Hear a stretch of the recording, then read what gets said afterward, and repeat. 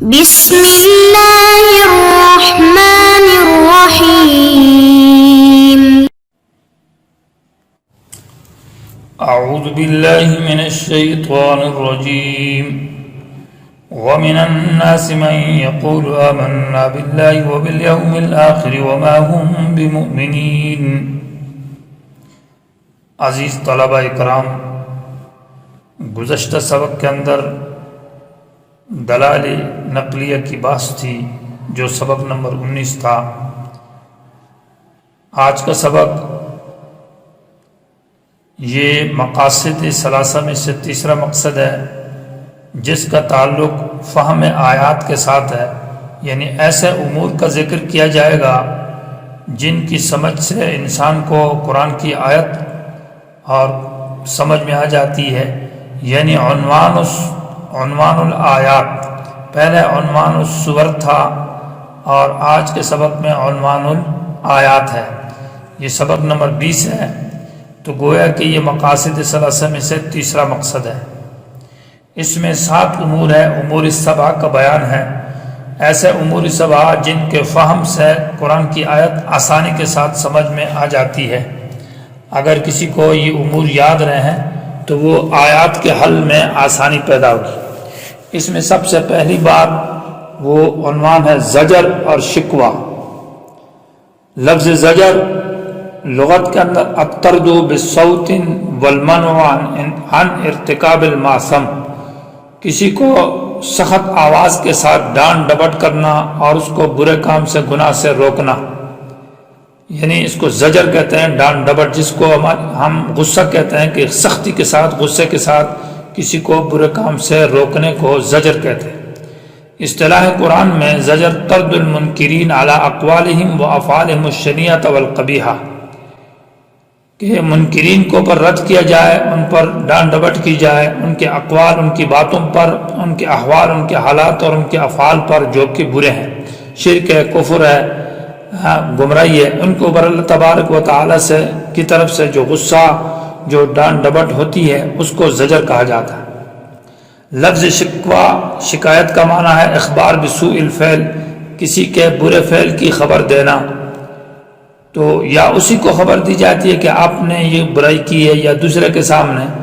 اس میں گویا کہ ایک شکایت کا معنی پایا جاتا ہے، جس میں ایک عجز کا معنی ہے، کیونکہ جو شکایت کرتا ہے تو وہ عاجزی کرتا ہے۔ یہ لفظ استعمال کرنا مناسب نہیں ہے قرآن کی اصطلاح میں، بعض حضرات نے اس کو استعمال کیا ہے، لیکن پھر بھی ادباً احتراماً لفظ زجر استعمال کیا جائے اور لفظ شکوہ استعمال نہ کیا جائے۔ شکوے کے اندر لفظ قال اور قالو کے ساتھ استعمال ہوتا ہے، اگر قول صریح نہ ہو، قال اور قالو نہ ہو تو وہ زجر ہے۔ زجر اپنے متعلق کے اعتبار سے بہت ساری اقسام ہے، کبھی زجر تو کس قول پر ہوگا، ان کی بری بات پر، کبھی زجر فعل پر ہوگا، برے کام پر، کبھی ان کی بری حالت کے اوپر۔ اور زجر جو ہے پھر عام ہے، یہ کفار کو بھی ہے، ان کے کفر کے اوپر، مشرکین کو ان کے شرک کے اوپر ہے، منافقین کو ان کی منافقت کے اوپر جو زجر ہے۔ تو جتنی آیات میں ان کی منافقت کو ذکر کیا گیا ہے، گویا کہ اس کو زجر کہا جائے گا، آیات زجر۔ اور مومنین کو بھی کبھی کبھی غصہ اور ڈانٹ ڈپٹ ہوتی ہے اللہ تعالیٰ کی طرف سے، یہ ایک مومنین کے لیے تنبیہ ہوتی ہے۔ یہود اور نصارہ کو بھی زجر ہے۔ تو زجر جو مشرکین کو ہے تو اس کی کئی اقسام ہے، زجر بالشرک اور زجر بنسبت الولد والابن والبنت، اللہ کی طرف بیٹے کی نسبت کرتے ہیں، بیٹی کی نسبت کرتے ہیں، اس پر اللہ تبارک و تعالیٰ نے زجر کیا۔ زجر ہے بعدم ایمان، کہ ایمان نہیں لاتے، اور زجر بالکفر ہے، رکوع نہیں کرتے، عدم رکوع کے اوپر، عدم سجود، اور اعراض کرتے ہیں، انکار کرتے ہیں توحید سے۔ اسی طرح استدلال بالآباء، کہ باپ دادے کو دلیل میں پکڑتے ہیں، اس پر بھی زجر ہے۔ بے اتباع الہوا، خواہش پرستی کی اتباع کرتے ہیں، اس پر بھی زجر ہے۔ افتراء تکذیب، کہ اپنی طرف سے بات گھڑنا اور جھوٹ بنانا، اور انکار من الرسول، تو آیات مقترحہ مانگتے ہیں، یعنی معجزات مطلوبہ مانگتے ہیں کہ ہمیں فلاں مرضی، ہماری مرضی کا معجزہ دیا جائے۔ انکار عن القرآن، اعراض، اور انکار بعث بعد الموت سے بھی انکار کرتے ہیں، قیامت کی زندگی سے، اور جلدی عذاب مانگتے ہیں، اور اسی طرح جدال مع النبی، پیغمبر کے ساتھ جھگڑا کرتے ہیں اور پیغمبر کو کبھی بری باتیں کہتے ہیں۔ زجر بحب الدنیا، دنیا کی محبت ہے ان کے اندر، اور اس طرح زجر ہے عدم استقلال فی الحالتین، کہ خوشی میں بھی ایک حالت پر قائم نہیں اور غمی میں ہر وقت چیختے اور چلاتے ہیں۔ اسی طرح عام امور متفرقہ میں ان کو زجر ہے، کبھی کہ آیات میں فکر نہ کرنا اور اشتراء الآیات، دین کو دنیا کے بدلے پسند کرنا۔ تو آیات زجر کو جب پڑھا جائے اور ان کو پڑھنے کے بعد، سمجھنے کے بعد ان کو دعوے کے ساتھ لگایا جائے تو بہت ساری آیات حل ہو جائیں گی جو آیات زجر ہوگی، اور دعوے کے ساتھ لگائی جائے تو ربط بھی معلوم ہوگا۔ دوسری چیز ہے تخفیف۔ تخفیف کا معنی ہے انذار بذکر العذاب، کہ عذاب ذکر کیا جائے اور عذاب ذکر کر کے ان کو ڈرایا جائے۔ تو جب عذاب ذکر کیا جاتا ہے تو اس کی دو قسمیں ہیں، کبھی دنیا کا عذاب ذکر کیا جاتا ہے، کبھی آخرت کا۔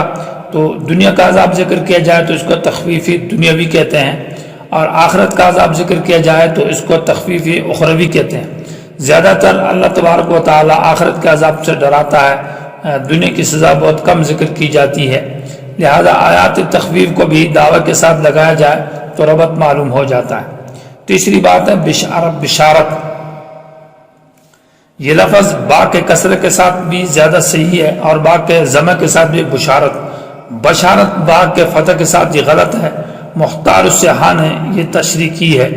تو بشارت کا معنی اخبار بالمحبوب، جس کسی کو اچھی یا محبوب چیز کی خبر دینا جس کا اثر اس کے بشرے پر ظاہر ہو جائے، یعنی اس کا چہرہ خوش ہو جائے۔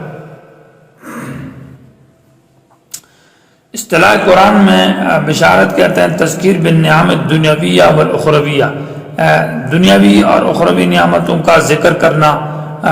اللہ تبارک و تعالیٰ دنیا کی انعامات کو بھی ذکر کرتا ہے اور آخرت کی بھی، لیکن قرآن میں مومن کے لیے جو ہے وہ دنیا کی نعمت اتنی اہم نہیں ہے جتنی کہ آخرت کی ہے، زیادہ تر نعم اخرویہ کا ذکر کیا جاتا ہے۔ اور قرآن تو ہی بشرا ہے، یعنی ہر وقت مومن کے لیے قرآن پڑھنے میں اور سیکھنے میں یہ خوشی ہے، قرآن کو ہر وقت بشرا کہا گیا۔ اسی طرح بشارت دنیاوی میں سورہ مائدہ کی آیت نمبر 66 کے اندر ہے لَأَكَلُوا مِنْ فَوْقِهِمْ وَمِنْ تَحْتِ أَرْجُلِهِمْ، کہ اللہ تبارک اگر یہ قرآن پر ایمان لائے تو آسمان اور زمین کی خوراک اور روزیاں ان پر کھول دی جائے گی۔ سورہ نصر اذا جاء نصر اللہ، اس کا دعویٰ ہی بشارت ہے۔ چوتھی بات ہے التسلی والتزکیہ۔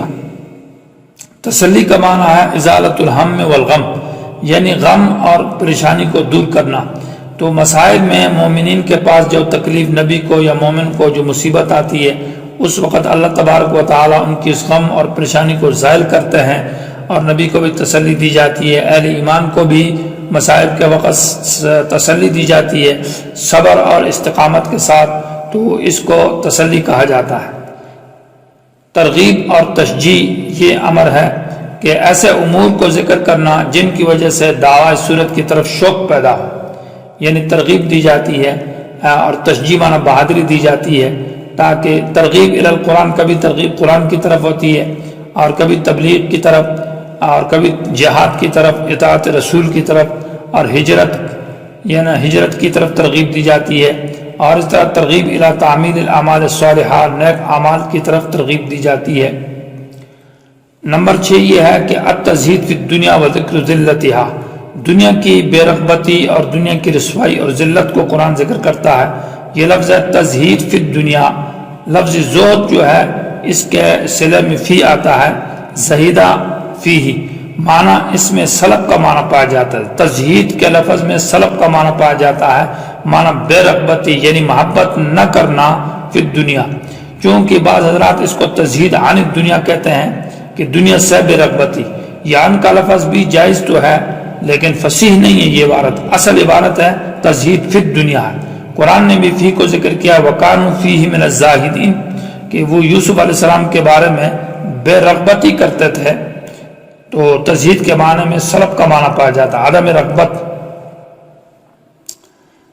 اہل لطائف نے لکھا ہے کہ تزہید کی حاصل کیا ترک الزینت و ترک الہوا و ترک الدنیا، انسان زینت کو یعنی ڈول ڈال، خوبصورتی اور میک اپ اور بن تن کر رہنا، ان چیزوں کی طرف توجہ نہ کرے، اور ترک الہوا خواہشات کو چھوڑ دے، و ترک الدنیا اور دنیا کے پیچھے اتنا نہ پڑے، تو اس کا جو جمع کیا جائے گا اس کو زہد کہا جاتا ہے۔ تو دنیا کے بارے میں قرآن کہتا ہے یہ متاع ہے، لہو ہے، لعب ہے، بل تؤثرون الحیات الدنیا والآخرۃ خیر وابقیٰ۔ تو آیات تزہید کو جمع کیا جائے، اس کو بھی دعوے کے ساتھ لگایا جائے تو سمجھ میں آ جاتی ہے آیات۔ ہر آیت کا عنوان ہوگا تزہید، تسلی، ترغیب۔